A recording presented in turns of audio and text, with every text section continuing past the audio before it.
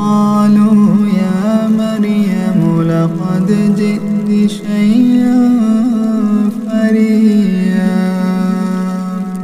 يا أخت هارون يا أخت هارون ما كان أبوك امرأ سوء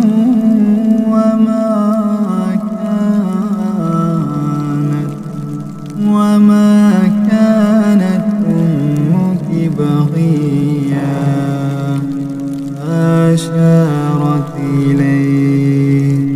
قالوا كيف نكلم من كان في المهد صبيا قال إني عبد الله قال إني عبد الله آتاني الكتاب وجعلني نبيا وجعلني مباركا أينما كنت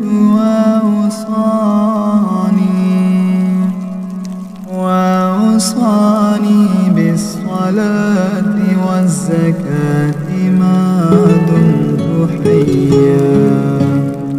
وبرا بوالدتي ولم يجعلني جبارا شقيا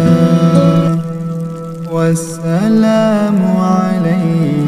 يوم ولدت ويوم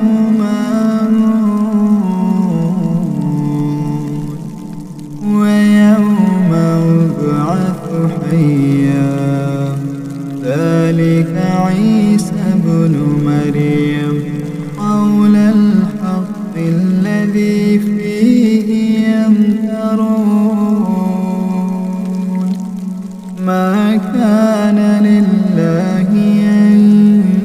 يتخذ من ولد سبحانه إذا قضى أمرا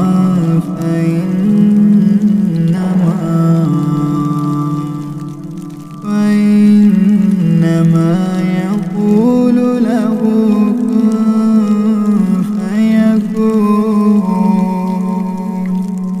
وإن الله ربي وربكم فاعبدوه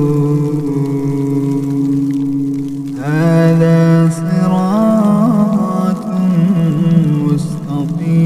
مستقيم فاختلف الأحزاب من بينهم فويل للذين كفروا من مشهد يوم عظيم أسمع بهم وأبصر يوم يأتوننا لكن